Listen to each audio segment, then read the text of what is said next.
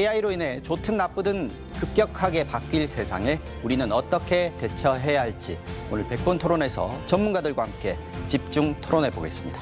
AI라는 게 지금 초기 데이터는 우리가 만든 데이터를 쓰고 있어가지고 그걸 학습해서 만들어져서 굉장히 인간화된 능력, 모습들을 하고 있는 것처럼 보이지만 기본적으로는 제가 보기에는 굉장히 다른 형태의 인텔리전스 같습니다. 특히 이거는 우리는 유기물로 둘러싸인 인텔리전스인데 AI는 디지털 인텔리전스잖아요. 그리고 가장 주요한 특징이 그 성능이나 아니면 뭐 지능이 어느 정도가 된 거와 상관없이 세상의 모든 지식에 다 있지 않습니까?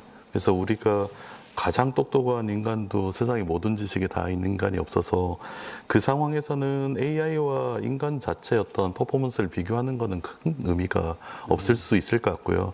인간이 이제 우리의 삶과 사회가 우리와는 좀 다른 형태의 지능체와 함께 공존해서 살아가는 시대가 이제 곧 올 것 같다는 생각이 듭니다. 저는 다음 10에서 15년 사이에 전체적인 변화가 일어날 거라고 생각을 하고 그게 이제 다음 5년에 다음 사회에 대한 원형이 만들어질 것 같습니다. 그래서 지금부터 다음 5년까지 만들어지는 변화가 일종의 그 다음 사회에 대한 원형으로서 작동을 하게 되고 이건 우리가 산업화 시대가 산업혁명이 뭐 그래도 몇십 년간 이어졌던 것보다 사실 감당 안 되는 수준으로 빠르기 때문에 여기에 대해서 이제 초기 뭐 예를 들어 다음 5년간에 일어날 변화, 그리고 다음 10년간에 일어날 변화, 그리고 20년 안에 어느 정도 예측되는 변화들을 지금부터 미리 준비하고 그 원형들을 설계해 나가는 시기가 된 것 같습니다. 저는 인공지능이라는 게 결국 이게 그냥 다른 형태의 지능체라고 생각을 하고 그리고 아까 이제 코더나 뭐 여러 가지 단순함에서 출발한다고 얘기하셨잖아요. 근데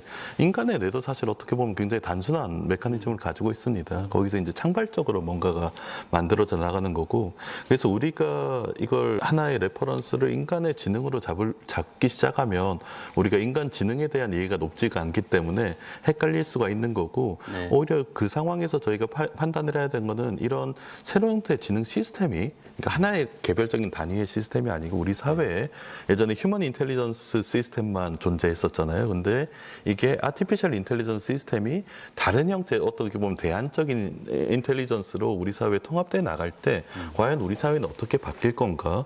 우리 사회에서 지식 생산은 어떻게 바뀌어 나가고 경제적인 효과들은 어떻게 다르게 나타날 건가? 그리고 인간의 노동 문제는 어떻게 달라질 건가? 그런 부분을 파악을 해서 이 현상을 현상 그대로 가지고 시스템을 설계해야 되는 부분들이 있어서는 저희가 AI 기본 사회라는 이제 전략안을 이제 대선 공약으로도 만들고 국정 과제에도 만들어 놨습니다. 그 부분은 아직 많이 이게 드러나 있지는 않아요. 왜냐하면 조금 더 많은 준비가 필요하고 그거는 어떻게 보면 중국이 얘기했던 것과 조금 유사할 수도 있는데 결국에 온 국민들 모두가 기본적인 삶을 누리기 위해서는 의료 시스템 혹은 또 금융 시스템, 뭐 복지 시스템, 교육 시스템 여기에 만들어진 불평등을 제거하고 접근성들을 높여야 되지 않습니까? 근데 의료 문제만 봐도 이제 수도권과 이제 저기 목포 나 호남 혹은 저희 할머니 사시는 저기 신안군 섬 같은 데는 현격한 차이가 있죠.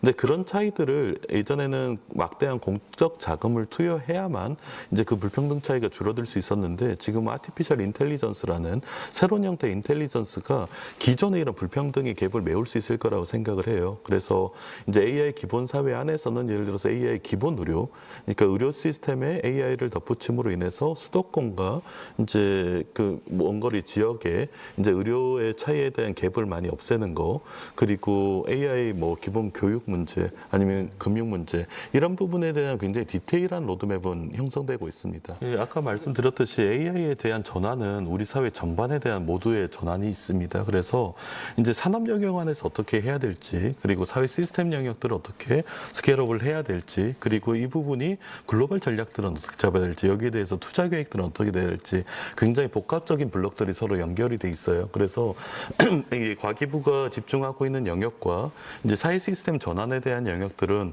어떻게 보면 조금 다른 영역일 수 있을 것 같고요. 여기에 대한 전체 생태계에 대한 안들은 구성돼 있는데 말씀하신 대로 이 부분을 언제 어떻게 드러내고 어떻게 투자를 연결하고 하는 문제가 이제 사회 시스템 전환으로 가면 조금 더 복잡해집니다. 제가 생각했을 때 AI 기본 의료는 1차 의료 시스템 있잖아요. 1차 의료 시스템을 일종의 1.5차 의료 시스템으로 업그레이드 하는 걸 생각을 해요.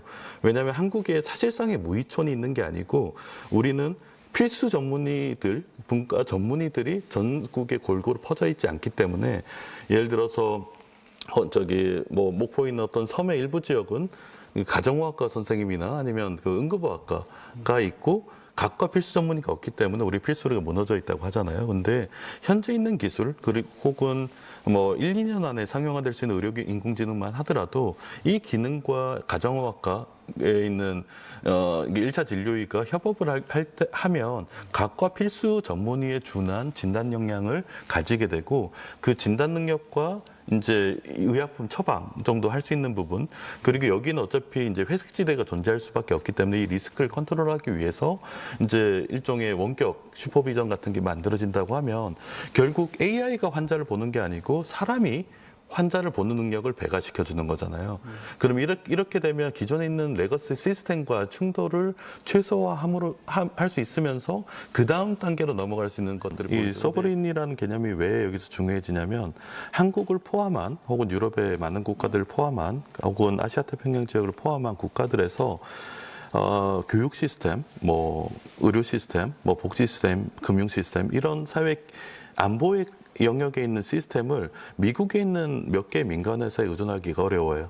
그리고 중국에 의존하기도 쉽지 않을 것 같아요. 그랬을 때 이게 각 국가들은 이제 소버린 AI라고 하기보다는 이제 원래 가진 소버린 공공 시스템을 공공성을 유지할 수 있는 방향으로 설계가 되기 위해서는 자신만의 모델들이나 자신만의 플랫폼이 있어야 되는데 그 부분이 사실 한국도 그렇고 나머지 미국과 중국 말고 나머지 국가들은 독자적인 플랫폼을 확보하기가 쉽지가 않은 것 같습니다. 그래서 저희가 이제 그것도 마찬가지로 대선과 이제 국정과제 기간안의 전략안으로 만들었던 거는 이런 국가가 한국뿐만이 아니라 아시아 태평양 지역 안에서는 이런 사회 서비스에 대한 개선 혹은 소셜 시스템 플랫폼들을 만드는 과정을 공동으로 투자하고 공동으로 개발해서 공동으로 이제 사용하면서 데이터를 디지털인 걸 확장시킨다. 이런 개념들을 가지고 있고요. 서버린 AI가 가진 중요한 문제점 중에 하나는 내수 시장용으로 우리만의 것을 만들면 시장성이 없습니다. 그 만들 수는 있는데 시장성이 없고 자본의 규모가 아까 초기에 얘기했듯이 수십 배의 자본의 규모가 투입된 데이터가 수십 배가 차이가 나는데 한국 사람들도 쓰지 않을 거예요. 우리 거라고 하더라도 성능이 떨어지면. 그렇게 됐을 때 저는 이런 글로벌 연대체들을 만들어서 일종의 공동의 서버린티를 위한 플랫폼들을 개발해서 사용하는 게 한 가지 방법이라고 생각을 하고 그게 우리가 가진 기본적인 사회 시스템 공공성들을 지킬 수 있는 방법이라고 생각을 합니다. 그런데 제가 얘기하고 싶은 거는 AI가 만든 전환들은 이런 지금 현재 있는 산업 구조 아니면 데이터가 어디로 가고 이 정도 수준은 아닌 것 같아요. 그러니까 우리 시스템, 우리가 살고 있는 이 삶과 사회 시스템 전반이 다음 15년 안에 전환이 돼 나가는데 우리는 이 시스템을 어떻게 미리 설계할까인 것 같아요. 제가 정치로 들어가서 가장 놀랬던 게 예측 기반의 거버넌스가 안 돼요. 그러니까 다음 5년에서 10년 정도 어떤 일이 어떻게 발생할 것이라는 거를 예측하고 그에 맞춰서 거버넌스 체계, 규제 체계 혹은 지능 체계를 짜는 게 생각보다 굉장히 약합니다. 한국이 너무 다이나믹해서 그런지는 모르겠는데 그런데 이제 이 부분 AI가 어떤 식의 말씀하신 부분에 하나의 인텔리전스 변화를 일으키는가를 예측하는 굉장히 중요하고 그거에 맞춰서 지금 정책을 만들어야지 겨우겨우 대응을 해나갈 수 있을 것 같아요. 그러면 이제 AI가 전환기를 예를 들어 초기, 중기, 후기로 나눠보면 이제 초기는 이렇게 될 것 같아요. 저는 이제 커넥티드 인텔리전스라고 부르는데 사람과 AI가 협업 체계가 한쪽에 있고 그리고 AI와 협업하는 인간과 그냥 인간 사이에 생산성의 차이가 많기 때문에 실업이 한쪽으로 오게 될 가능성이 초기에 있을 것 같아요. 그리고 이게 그 초기 한 5년 정도에서 발생하게 된다. 그 다음 10년 정도에 어떤 일이 발생할 것 같냐면 마찬가지로 AI와 인간은 직접적인 경쟁은 못할 거예요. 워낙 생산성의 차이가 있어서. 그러면 한쪽에는 커넥티드 인텔리전스라는 AI와 사람이 협업하는 체계. 그리고 두 번째는 AGI. AI가 독립적으로 일하는 체계가 있고 그때도 여전히 현재 자본주의 체계가 유지가 될 겁니다. 그럼 기업의 입장에서는 AI를 단독으로 쓸지 아니면 AI와 사람을 쓸지에 대한 판단은 사람이 AI랑 같이 일했을 때 AI가 가진 생산을 늘려줘야 돼요. 그렇지 않으면 기업은 AI와 사람을 동시에 고용할 필요가 없을 것 같습니다. 그럼 이런 상황에서 제가 조금 염려스러웠던 거는 작년부터 올해 초까지 이제 고용노동부에서 계속 저희가 감사나 이런 걸 보잖아요. 이런 부분에 대한 체계적인 준비가 잘 안 돼 있어요. 그래서 저희가 그 생각했던 방법은 두 가지인데 하나는 급격한 사회적 불안정성 있는 변화가 우리 감당 안 되는 속도로 있을 때는 정확히 어떤 시스템으로 갈지를 모릅니다. 그랬을 때 필요한 거는 어떤 순간에도 기능을 할 수 있을 만한 사회 안전망들을 구성해 놓는 거예요. 특히 교육, 의료, 우리 삶의 기본적인 요소들. 그게 하나고 기본 소득까지 가려면 꽤 시간이 걸릴 것 같아요. 이 자본주의 체계가 그렇게 녹록하게 바뀌는 것이 아니기 때문에. 그리고 다른 한쪽은 고용 부분에 대해서 대책을 세워야 된다고 생각을 했습니다. 그랬을 때 하나 분명히 예측되는 거는 AI가 이제 이게 특정 사람과 일하는 생산성이 높아지든 AI가 아니면 사람이 일하는 걸 대체해버리든 실업은 발생할 수밖에 없는 구조예요. 그럼 이 실업이 만들어졌을 때 이 실업되는 사람들이 저희는 일종의 AI 고용 전환 보험 같은 걸 생각을 하고 있습니다. 그럼 이분이 다른 직장으로 옮겨갈 수 있는 시간 동안 기본적인 소득들을 제공을 하고 업스킬 패키지라고 해서 전통적인 산업에 있었던 사람들이 AI랑 협력해서 어떤 일을 할 수 있게 이게 하나의 이제 패키지고 고용 안전망이라고 생각하고 두 번째는 결국 저는 제 예측에는 AI 전환이 우리 경제 체제가 산업 체계가 바뀌는 속도가 AI 전환 속도를 따라잡을 수는 없을 것 같아요. 그렇게 됐을 때 중요한 거는 우리는 어떻게든 AI 협력형 일자리를 많이 만들어야 됩니다. 그래서 기업들이나 아니면 어떤 이제 산업계 특정 영역에서 사람을 AI로 대체하거나 혹은 특정 사람의 AI를 붙여서 나머지 사람들이 일을 못하게 만드는 구조들로 기술들은 트렌드가 가게 될 건데 이 부분을 어떻게 설계를 해서 되도록 많은 사람들이 직장을 잃지 않고 사람이 있는 노동들과 이 우리가 만들어놓은 노동에 기반한 자본주의 체계가 돌아갈 수 있게 구조를 기본적으로 잡아놔야지 적어도 경제가 무너지지는 않을 것 같아요.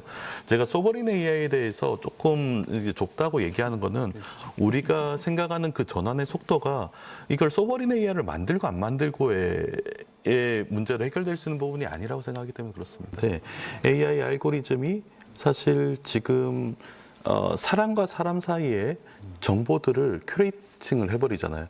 그래서 가짜 뉴스를 예전에는 생산하는 사람들만 이게 규제를 하면 됐었는데 지금은 AI 알고리즘 자체가 가짜 뉴스 생산자가 줄어든다 하더라도 그거를 소비하는 사람들한테 굉장히 편향된 방식으로 제공해 줄 수 있는 거죠. 그러면 우리가 예전에 전통적인 방법으로 안전 문제 혹은 AI나 뭐 미디어 산업이나 뭐 다른 영역들에 있을 때 만들어진 부작용들을 전통적인 규제 방식으로 해결하려고 하면 지금 해결이 안 됩니다. 그랬을 때 그러면 왜 제가 이게 걱정이 되냐면 기술은 계속 빨라지니까 그 빨라지는 기술들을 입법적으로 따라잡을 수가 없는 구조가 돼 있는 거예요. 저는 예전 한 20년 전에는 인도주의 활동가로 일하는 의사였어요. 그래서 제가 일했던 지역은 지구에서 가장 낙후된데 가장 가난한데 분쟁 속에 쌓여서 의사들도 없이 그냥 아이들도 죽어 이런 데서 일했는데 거기 가장 큰 문제점은 휴먼 인텔리전스 시스템이었어요. 우리가 인간 지능으로 만든 시스템이 워낙 불평등합니다. 국가 간에도 불평등하고 우리 국내 안에서도 불평등하고 그래서 많은 사람들이 고통을 겪고 사실 우리 현대 문명이라는 게 완전하게 돌아갈까지는 굉장히 저는 실패한 문명 체계라고 생각을 해요. 그런 것들을 눈으로 보면. 근데 AI가 그런 기존의 휴먼 인텔리전스 시스템이 만들어낸 그 불안정성을 상당 부분 메울 수 있는 기회가 왔습니다. 그래서 이런 부분들이 지금 다음 5년에서 15년 사이에 우리가 어떤 세계, 어떤 사회에 살 것인가에 대한 조망을 하고 예측을 하고 우리 시민들, 국민들이 모여서 여기에 대해서 공론화를 해나가야 되는 시점입니다. 그래서 적어도 우리가 예전에 살던 세계, 불안전하고 죽음이 가득한 세계와는 굉장히 다른 방식으로 세계를 만들 수 있으니까 거기에 대한 조금 큰 빅퀘스천을 들고 이 문제에 접근하면 좋을 것 같습니다. 네, 유튜브 연장전 들어가 보도록 하겠습니다. 제가 블랙록과 협상을 해나갈 때 생각보다 협상이 잘 돼서 놀랐어요. 그러니까 왜 그러냐면 이제 한쪽으로는 그저 블랙록이 거의 1경 7천조 정도 되는 이제 평소에 생각하지 않은 단위의 이제 자산운용 회사인데 AIP라고 글로벌 AI 파트너십이라고 이제 예를 들어 마이크로소프트나 아니면 XAI 혹은 엔비디아 이런 곳들과 이제 일종의 파트너십이 만들어져 있습니다. 그럼 여기에 목적은 전 세계 AI 전환 과정 안에서 주요 이제 인프라에 투자를 해서 거기서 이제 어떤 수익을 안정적으로 내겠다는 거고, 그랬을 때 중요한 거는 이제 이 사람들한테 중요한 거는 5년에서 15년 사이의 미래 전망 예측과 그리고 다른 한편으로는 글로벌 전략으로 어떻게 움직이느냐가 굉장히 중요한 요소 같아요. 그랬을 때 지금까지는 90% 이상의 GPU들이 미국 서부에 위치를 하고 거기에 인프라가 중심이 됐었는데, 적어도 두 군데 아시아 태평양 지역과 유럽 지역에 이제 인프라에 대한 수요들은 굉장히 높아질 거라고 예상을 하고 있고요. 그랬을 때 이제 한국 쪽에서 저희가 협상을 할 수 있었던 거는 이 미래 전망들이 비슷했습니다. 한국 안에 IT 기업들의 AI 그 데이터 센터의 수요만으로는 하이퍼스케일 AI 데이터 센터를 유치할 만큼만 매력적이지는 않아요. 그건 뭐 우리가 인정해야죠. 3등이라고 하더라도 굉장히 격차가 큰 3등이기 때문에 중국이나 미국을 벗어나서 여기 투자할 이유는 별로 없습니다. 하지만 다음 10년에서 15년 정도 전환기를 봤을 때 아시아 태평양 지역 시장은 굉장히 매력적인 시장이에요. 그래서 저희가 얘기했던 그 로드맵의 핵심은 뭐냐면, 한국의 내부 국내 내수 수요뿐만이 아니고 아시아 태평양 지역의 전체 전환 수요를 대응할 수 있는 AI 데이터 센터를 구축을 하겠다라고 얘기를 했고, 그래서 이제 하이퍼스케일이 굉장히 중요하잖아요. 그래서 하이퍼스케일 AI 데이터 센터로 구축을 하고 그거를 이제 재생에너지 인프라를 같이 확충시켜 나가면서 하나의 큰 에코시스템을 잡고, 이게 이제 오픈 AI의 데이터 센터라든지 아니면 네이버의 데이터 센터처럼 특정 기업이 소유한 데이터 센터 형태가 아니고 이제 개방형으로 만들어지는 거죠. 이 인프라 자체를 공공 개방형으로 만들어서 다양한 수요들을 협력할 수 있게. 그렇기 때문에 이런 전망에서 하나는 이제 협상력이 높아졌다는 것 같고요. 하나만 더 말씀드리면, 성장에 대한 전망들이 조금 다른 것 같아요. 예를 들어서 이 아시아 태평양 지역만 디지털 인프라 전환으로 탄생하게 되는 시장 수요에 대해서 서로 많은 논의들이 있잖아요. 그랬더니 이거는 그쪽 달러 $1 트릴리언, 그러니까 그 경단위의 시장 규모를 새로 생각하는 규모를 예측을 하더라고요. 근데 다른 한쪽으로 우리가 생각해 볼 거는 지금 하고 있는 챗GPT가 가진 이 시장성이 아니고, 결국에 의료 인공지능 같은 경우가 예를 들어서 2032년경에 전 세계 의료 수요의 상당수를 커버한다고 생각을 하면, 의료 인공지능, 의료 시스템, 특히 이제 그 당 32년도에 전체 의료 시장이 한 6경에서 7경 정도 될 것 같아요. 근데 개발도상국 시장, 글로벌 사우스의 시장만 2경이 넘어갈 걸로 예측을 합니다. 선진국 시장과 다른 거는 개발도상국의 의료 시장은 블루오션을 넘어서 아무것도 없어요. 시스템이 없어요. 그럼 우리가 과연 어떤 시장을 산업화 동력으로 삼을까? 아시아 태평양 지역의 의료와 교육과 금융과 이 모든 것들이 전환돼 나갔을 때 이 공공시장, 미충족된 공공시장만 해도 굉장히 큰 산업적 동력이 있는 거죠. AI가 고도로 발전하면서 이제 생산의 패턴들, 지식 생산의 패턴들이 여러 가지 바뀔 거기 때문에 우리가 가진 경제 시스템 자체가 큰 규모로 혹은 근본적으로 변할 가능성이 좀 있을 것 같아요. 근데 이제 저는 어떻게 생각을 하냐면, 세계 시장은 지금 일부 글로벌 노스에 있는 국가들이 큰 시장을 형성하고 있고, 거기는 레거시 휴먼 시스템이 자리 잡고 있어요. 이미 인텔리전스가 레거시로 자리 잡고 있는 데서 이게 조금 더 편리하게 되거나 그렇게 된다고 만들어진 시장은 규모가 크지 않을 수도 있을 것 같다는 생각이 듭니다. 그리고 검색 시장이나 이런 거는 제가 생각하는 시장에서는 굉장히 협소한 의미의 시장이고요. 근데 훨씬 더 다르게 전환되는 것 중에 하나가 글로벌 사우스 인구의, 그러니까 예를 들어서 40억 명의 인구, 40에서 50억 명의 인구가 살고 있지만 경제 규모가 팽창하지 않았던 곳. 지금은 AI가 도입됨으로 인해서 그쪽에서 그 경제적인 팽창을 막는 인텔리전스가 고도로 달라질 수가 있는 거죠. 그럼 새로운 경제에 대한 요건들은 생산들 그 버블을 채울 수 있을 만한 돈들은 어디서 생기냐면, 이게 수많은 중국 같은 나라가 생길 거예요.